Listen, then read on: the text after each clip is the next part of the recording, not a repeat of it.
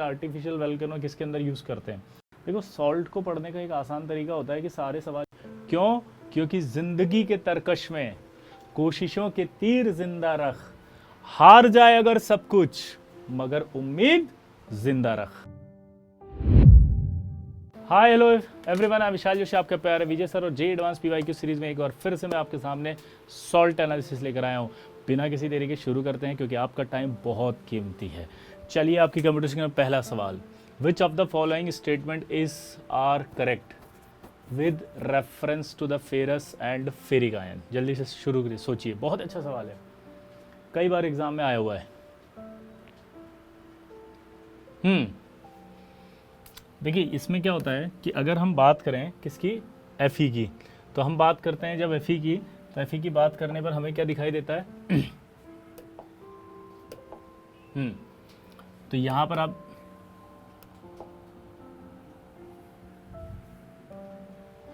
पर आप देखोगे तो आपको दिखाई देगा कि Fe+3 ये रिएक्ट करता है K4FeCN6 के साथ। आज आप जाकर के जल्दी से ये वाली रिएक्शन ध्यान देंगे तो आपके Fe+3 जब इससे रिएक्ट करेगा तो ये बनेगा Fe3 FeCN whole 6 sorry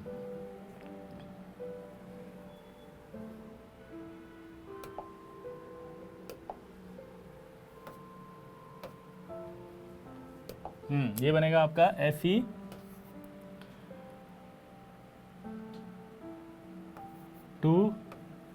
Fe3, ठीक है। और अगर मैं यहाँ पर Fe+2 की रिएक्शन करा दूं K4FeCN6 से, तो आप देखो क्या बनेगा, बैलेंस करो इसको, Fe+2 यहाँ आ जाएगा तो K2FeCN होल 6, ठीक है। और यहाँ Fe भी आएगा +2 में। इसी तरह से मैं Fe+3 की रिएक्शन अगर यहाँ करा दूँ K3FeCN होल 6, तो देखो क्या बनेगा,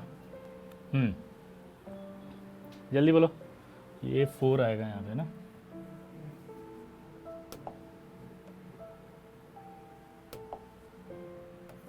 ठीक है।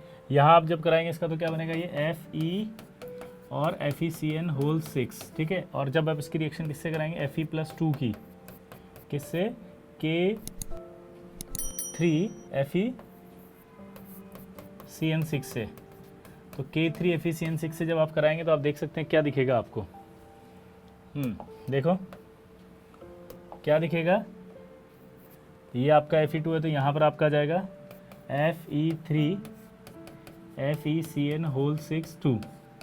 मज़ेदार बात देखिए, इसका नाम होता है प्रशियन ब्लू, ये ब्लू प्रेसिपिटेट है। इसका नाम होता है टर्नब्यूल्स ब्लू, ये भी ब्लू पीपीटी है, ठीक है। ये वाइट प्रेसिपिटेट होता है और ये ब्राउन कलरेशन होता है, ठीक है। ये चारों रिएक्शन याद कर लेना, बहुत इंपॉर्टेंट है। अब इसको देखो, Fe+3 gives brown colour with potassium फेरी। फेरी जब होता है तो +3 वाला होता है, आयरन Fe+3 वाला होगा, तो Fe+3 ये रहा, फेरी ये रहा, तो ये आपका कह रहा है ब्राउन कलरेशन, तो इसका मतलब ब्राउन कलरेशन आएगा, बिल्कुल सही है, क्योंकि ये वाला जो है वो ब्राउन कलरेशन होगा, तो आंसर ए तो आ गया।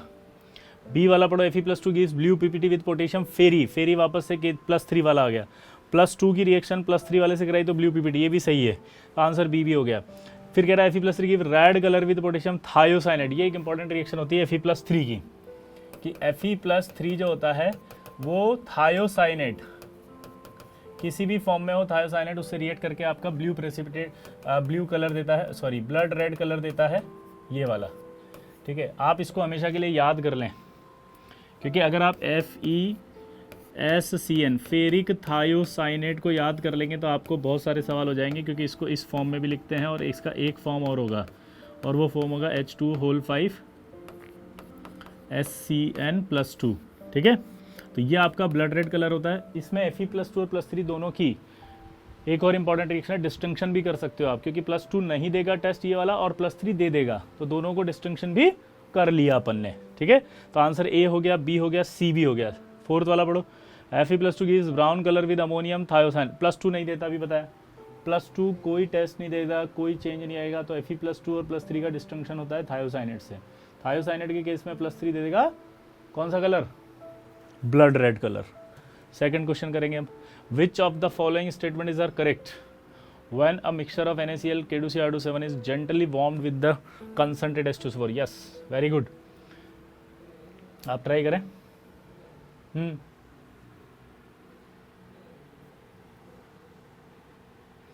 देखो भाई, जब इसकी बात कर रहे हैं तो यहाँ पर ये NaCl होता था और ये आपका जो है वो कंसनट्रेट H2SO4 होता था और इसके अंदर हम डालते थे सॉलिड K2Cr2O7 और ये रिएक्ट करने पर, जेंटली वार्म करने पर CrO2Cl2 बनाता है और CrO2Cl2 को जब NaOH में से पास करते हैं तो ये Na2CrO4 का येलो सॉल्यूशन बनाता है. तो अब आप देख सकते हैं कि अगर ये टेस्ट की बात करें तो ये टेस्ट हो गया क्रोमिल क्लोराइड टेस्ट. तो डीप रेड वेपर, क्योंकि ये रेड वेपर्स होती थी, ठीक है. दूसरा आता है vapours when passed in NaOH, yellow solution, बिल्कुल सही है. तो A B तक हो गया. Cl2 नहीं, क्योंकि CrO2Cl2 बन रही है तो Cl2 तो आएगी नहीं.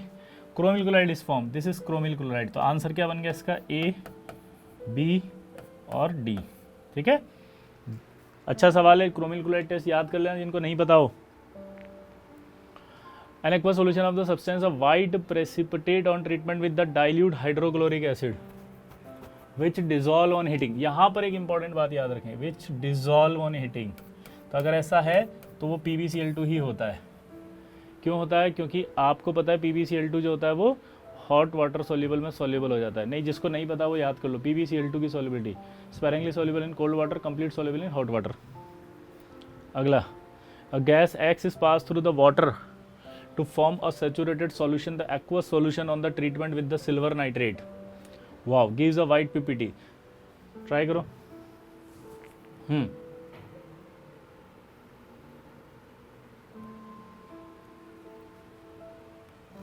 जल्दी जल्दी क्या सोचते रहते हो यार, इतना सिंपल सवाल है, आराम से कर सकते हो यार, ऐसा कोई दिक्कत थोड़ी है आपको. ठीक है, ट्राई करो भाई, ट्राई. तो यहाँ देखो, gas X is passed through water, यानी कि Cl2 गैस होगी. वो क्यों? क्योंकि सिल्वर नाइट्रेट से रिएक्ट कर रहा है कोई, तो सिल्वर नाइट्रेट से रिएक्ट कर रहा है और वो Cl माइनस ही होगा, तभी तो AgCl का वाइट PPT बनेगा.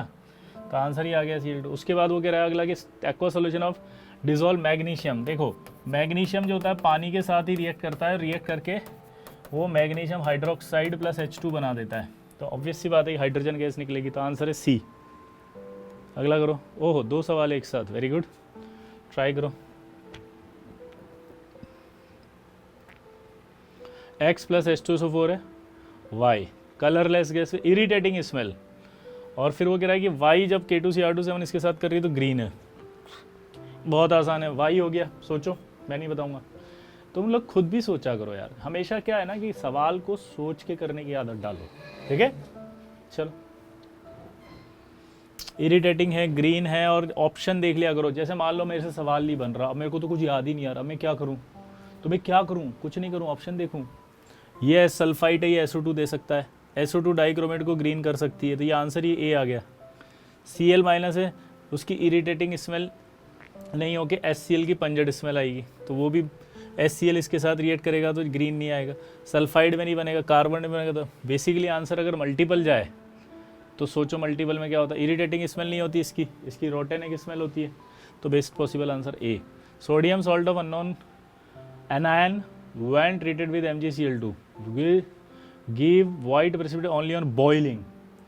आज तक का इतिहास है पूरे सॉल्ट एनालिसिस का कि जो बॉइलिंग पर टेस्ट देता हो, एक ही है. बॉइलिंग पर टेस्ट देने वाला एक ही है सिर्फ. बताओ कौन? बॉइलिंग पर टेस्ट देने वाला एक ही है, बाइकार्बोनेट. तो आंसर है बाइकार्बोनेट. क्योंकि बाइकार्बोनेट की एक खास बात होती है, जब आप इसे बॉइल करेंगे तो वो carbonate plus CO2 plus H2 में टूट जाएगा और ये CO2 उड़ जाएगी. तो बाइकार्बोनेट को हीट किया तो कार्बोनेट में टूटा और ये कार्बोनेट फिर टेस्ट देता है आगे. अगला करो. Wow, what an amazing question. Ammonium dichromate on heating gives a gas which is also given by. तो आपको पहले तो डाइक्रोमेट, अमोनियम डाइक्रोमेट का हीटिंग इफेक्ट याद होना चाहिए.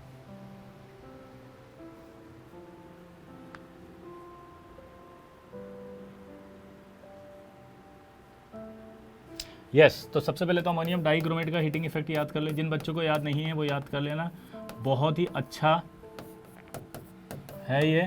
तो ये N2Cr2O3 प्लस क्या निकलेगा इसमें से बताओ? वाटर. ठीक है, तो N2 जो होगा ना, ये N2 और ये Cr2 में Cr2 जो होता है वो ग्रीन फायर वर्क्स में काम आता है, ठीक है, हाँ फायर वर्क्स। तो आपसे एक सवाल और पूछ सकता है, उसके बाद ये ऑरेंज कलर का होता है, तो यानी कि ऑरेंज सॉल्ट है, उसको हीट करने पर ब्राउन वर्क्स दिख रही है, तो आप बता देंगे हाँ। तीसरा एक और इम्पॉर्टेंट पार्ट होता है, बताओ क्या, कि ये आर्टिफिशियल वोल्केनो बनाने में इस्तेमाल किया जाता है, आर्टिफिशियल वोल्केनो। तो आपसे एक और सवाल पूछ सकता है, आर्टिफिशियल वोल्केनो किसके अंदर यूज़ करते हैं, तो आर्टिफिशियल वोल्केनो के लिए ना अमोनियम डाइक्रोमेट का यूज़ होगा, ठीक है। तो हीटिंग इफेक्ट याद हो गया N2। अब इसमें आपको पता है NH4NO2, हमने एक की पॉइंट बताया था कि NH4NO2 हीट करेंगे तो N2, तो ये आपका N2 एक तो हो गया डाइक्रोमेट। मैग्नीशियम नाइट्राइड की रिएक्शन वाटर के साथ कराएंगे तो हाइड्रोलाइज्ड होकर अमोनिया बाहर निकलेगा। इसकी रिएक्शन NaNO2 की H2O2 से कराएंगे तो क्या बनेगा, बोलो, सोडियम नाइट्राइड की H2O2 ऑक्सीडाइजिंग एजेंट है। ट्राई करो फटाफट, क्या बनेगा, सोचो जल्दी, अच्छी रिएक्शन ही है। 7th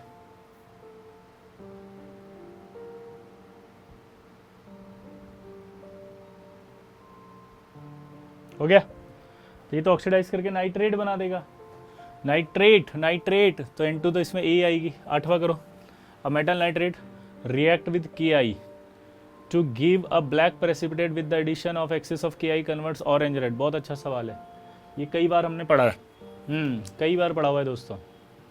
क्या बोला जल्दी बताओ, मैंने कई बार पढ़ा है। बिस्मिथ, क्योंकि बिस्मिथ की रिएक्शन जब हम कराते हैं तो बिस्मिथ की रिएक्शन कराने पर देखो I माइनस के साथ क्या बनता है, Bi3 का ब्लैक प्रेसिपिटेट,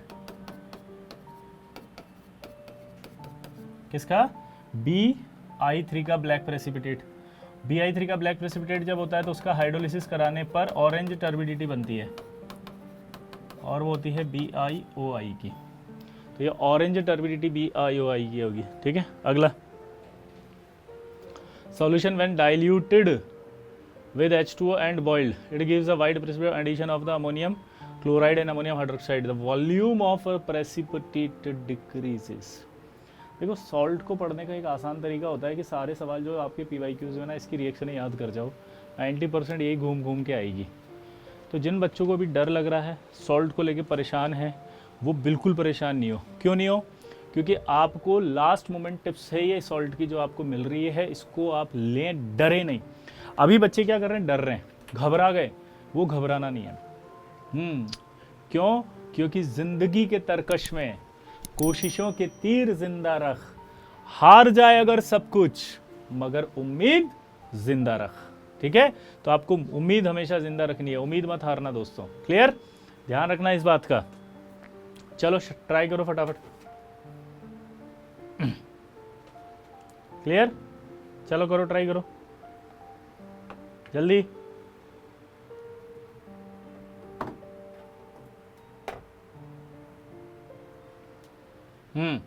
देखो यहां पर दिया हुआ है when dilute H2O and boiled with gives white PPT on addition of ammonium the volume of PPT decrease लिहाई मिड व्हाइट जेली। अब ऐसे देखो इसको, पहला अमोनियम हाइड्रोक्साइड और अमोनियम क्लोराइड डालेंगे तो व्हाइट PPT आएगा, एक्सेस में डालेंगे तो वो सोल्यूबल होने लग जाएगा, लेकिन फिर एक और आने लगेगा, इसका मतलब थर्ड वाले सोल्यूबल होकर फोर्थ वाला आएगा, और फोर्थ वाला जिंक दे सकता है व्हाइट, तो आंसर आ गया आगरा। ये वाला रिएक्शन देखो, ये बहुत इंपॉर्टेंट रिएक्शन थी, कॉपर प्लस साइनाइड की। ट्राई करो क्या बनेगा, ऑप्शंस बताओ। Copper sulphate decolourise on addition of KCN।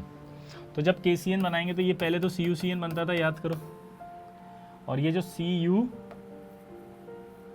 ये ब्रैकेट है ना, CN बनता था, ये अनस्टेबल होता था, तो finally CuCN plus cyanide Cyanogen gas. अगर एक्सिस वर्ड आ जाए तो ही आपके जो है वो एक्सिस ऑफ KCN में ये सोल्यूबल था, और ये आपका K3 CuCN होल 4, ठीक है। लेकिन आपको एक्सिस वर्ड नहीं दिया, इसलिए आंसर दिल्ली जाएगा, ठीक है। चलिए दोस्तों, अगले सेशन में फिर से मुलाकात होगी, तब तक के लिए टाटा बाय बाय। और हाँ, प्लीज़ कॉन्फिडेंस रखिएगा, बेस्ट ऑफ लक मेरी तरफ से, अच्छा एग्जाम करना, डरना नहीं है, क्योंकि डर के आगे जीत है, नींबू पानी।